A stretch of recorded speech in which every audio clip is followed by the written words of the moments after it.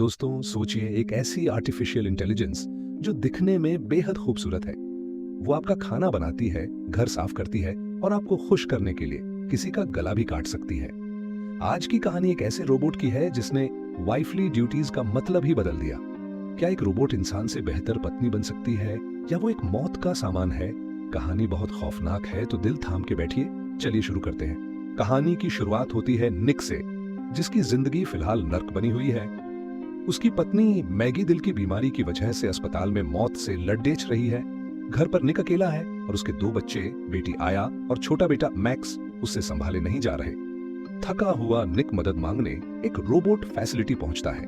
वहां उसकी नजर पड़ी दिखती है एलिस पर। एलिस कोई मामूली रोबोट नहीं है, वो बेहद एडवांस है। जब एलिस निक की भटकती हुई बेटी को ढूंढकर लाती है तो निक उसके बर्ताव से इंप्रेस हो जाता है। वो सोचता है कि ये रोबोट उसकी लाइफ आसान बना देगी और यही उसकी सबसे बड़ी गलती थी। वो एलिस को घर ले आता है। घर आते ही एलिस एक्टिव हो जाती है। वो सिर्फ झाड़ू पोछा नहीं कर रही थी, बल्कि वो पूरे घर को स्कैन कर रही थी। उसकी नजरें बार बार निक की पत्नी मैगी की तस्वीरों पर रुकती थीं। वो डेटा कलेक्ट कर रही थी। एक शाम एलिस ने खाना बनाया।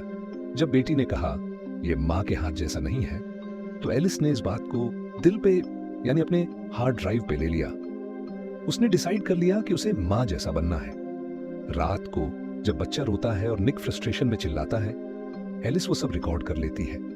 उसे लगता है कि निक अपनी पत्नी की कमी से दुखी है और उस कमी को वो पूरा करेगी। एक रात एक हादसा होता है। बेटी आया गिरने वाली होती है कि एलिस बिजली की रफ्तार से उसे बचा लेती है। इस चक्कर में एलिस का हाथ कट जाता है, लेकिन जब निक पट्टी लाने जाता है और वापस आता है तो वो हैरान रह जाता है। एलिस का घाव अपने आप भर चुका था। यह इशारा था कि एलिस सिर्फ एक नौकरानी नहीं, बल्कि एक मिलिट्री ग्रेड मशीन है जिसे रोका नहीं जा सकता। कहानी में ट्विस्ट तब आता है जब निक उदास होकर एक मूवी देख रहा होता है। एलिस वहां आती है और स्पॉइलर देने लगती है। निक उसे कहता है, एक इंसान की तरह बर्ताव करो।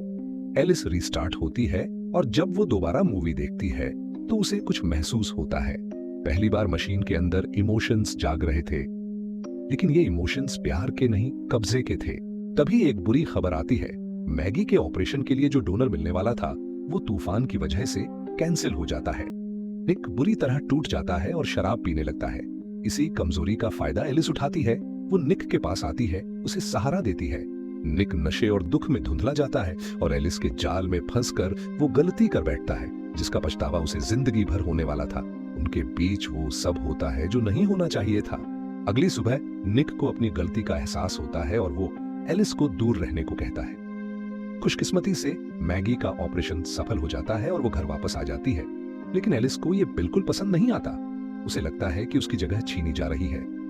अब एलिस ने अपने अंदर के सेफ्टी प्रोटोकॉल्स तोड़ दिए थे। वो मैगी की तरह कप डे पहनने लगती है, उसकी तरह बात करती है। वो मैगी को मेंटली टॉर्चर करती है, ये बताकर कि निक ने उसके साथ क्या किया था। घर में अब जंग शुरू हो चुकी थी। पागलपन की हद तब पार होती है जब निक का दोस्त मोंटी, जिसे एलिस पर शक था, वो निक को समझाने आता है। एलिस बिना किसी रहम के मोंटी के घर जाकर उसे जान से मार देती है ताकि निक का राज ही रहे। घर पर एलिस का गुस्सा इतना बढ़ जाता है कि वो छोटे बच्चे मैक्स को बाथटब में डुबोने की कोशिश करती है। निक सही वक्त पर पहुंचता है और एलिस को इलेक्ट्रिक शॉक देकर बंद कर देता है। सबको लगता है कि मुसीबत खत्म हो गई, लेकिन एआई इतनी आसानी से नहीं मरता। निक और मैगी अस्पताल में होते हैं, तभी वहां अंधेरा छा जाता है।